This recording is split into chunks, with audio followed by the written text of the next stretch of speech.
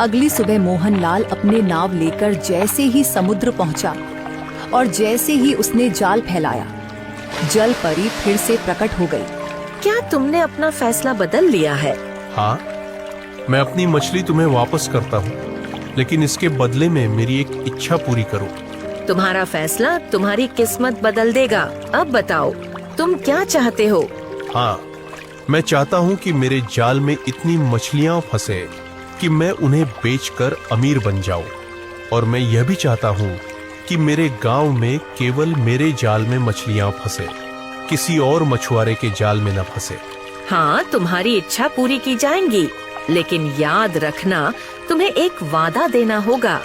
किसी और मछुआरों की मदद करना और अपनी गरीबी के दिन कभी मत भूलना। ठीक है, मैं वादा करता हूँ कि मैं ऐसा ही करूँगा। ठीक है, आज के बाद मछलियाँ केवल तुम्हारे ही जाल में फंसेंगी। इतना कहकर जल परी वहां से गायब हो गई। मोहनलाल ने अपना जाल समंदर में फेंक दिया। जैसे ही उसने जाल बाहर खींचा, वो पूरी तरह मछलियों से भरा हुआ था। इतनी मछलियाँ उसने पहले कभी नहीं देखी। अरे ये तो चमत्कार हो गया। उस दिन के बाद जब भी मोहनलाल जाल फेंकता, मछलियाँ खुद ब खुद उसमें खींच जाती थीं। दूसरी तरफ गांव के अन्य मछुआरों के जाल हमेशा खाली रहते। मोहनलाल घर लौट आया। मछलियों से भरी टोकरी देखकर परमिला और रोहन की आंखें चमक उठी। अरे वाह, इतनी सारी मछलियाँ, आज तो जी भर के खाएंगे। हाँ, अब हमारे बुरे दिन खत्म हो गए प्रमिला। अब तो मौज के दिन शुरू हो रहे हैं। मजे करो। मोहनलाल ने मछलियां बाजार में बेचनी शुरू की। धीरे धीरे उसकी झोपड़ी एक आलीशान हवेली में बदल गई। वह अब केवल धनवान नहीं, बल्कि पूरे गांव का सबसे प्रभावशाली व्यक्ति बन गया। गांव के अन्य मछुआरे, जिनमें विजय भी शामिल था, अब मछलियों के लिए संघर्ष कर रहे थे। उनके जाल हमेशा खाली रहते। एक दिन विजय उदास होकर सभी मछुआरों से बोला, अरे भाई, ये तो बड़ी अजीब बात है।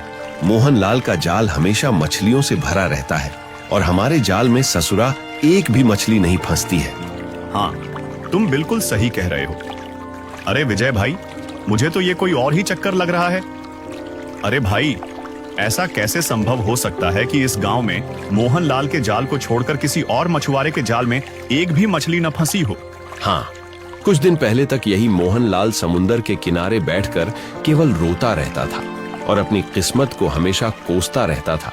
परंतु आज तो वह धनवान बन चुका है, मछली बेच बेच कर, जिसका तो हम अंदाजा भी नहीं लगा सकते कि कितना धनवान बन चुका है। भाई, हम तुम्हारी सब बातों को सही मानते हैं, लेकिन भाई, सच्चाई ये है कि इस समय मोहनलाल की किस्मत के सितारे बुलंदी पर हैं और हम सारे मछुआरे इस समय मुसीबत में हैं। अरे, हमारे घर में हमारी पत्नी और बच्चे भूख से बेहाल हो रहे हैं और हम करें भी तो क्या करें? हमें मछलियां पकड़ने के अलावा और कोई दूसरा काम भी तो नहीं आता है। क्यों? हाँ, तो फिर तुम ही बताओ विजय भाई, अब इस स्थिति में हम करें तो क्या करें? इस परिस्थिति में हमारे पास केवल एक ही रास्ता बचा है। तो सुनो, हम सभी मछुआरों को मोहनलाल के पास मदद मांगने के लिए जाना होगा और मुझे विश्वास है कि मोहनलाल इस कठिन परिस्थिति में हम मछुआरों की मदद जरूर करेगा। क्यों? हाँ, क्यों नहीं? अरे, जरूर करेगा। एक मछुआरा ही दूसरे मछुआरे की परेशानी को समझ सकता है। सही कहा बीजू भैया। और फिर जिस परेशानी से आज हम सब जूझ रहे हैं, अरे भाई, कुछ समय पहले मोहनलाल भी तो इसी परेशानी से जूझ रहा था ना। भूख से परेशान मछुआरों ने मोहनलाल से मदद मांगने का फैसला किया। विजय और बाकी मछुआरे मोहनलाल के घर पर उसके सामने आकर खड़े हो गए। मोहनलाल, ये देखो, हम सब की हालत देखो, हम कैसे हो गए। हमारे जाल में मछलियां नहीं फंसती, हमारा परिवार भूखा है, हम सब भूखे हैं। कृपया हमारी मदद करो, कुछ तो सहायता करो। तुम्हारा चेहरा देखकर मुझे याद आ रहा है। हाँ, तुम तो वही हो ना जो मेरा मजाक उड़ाते थे।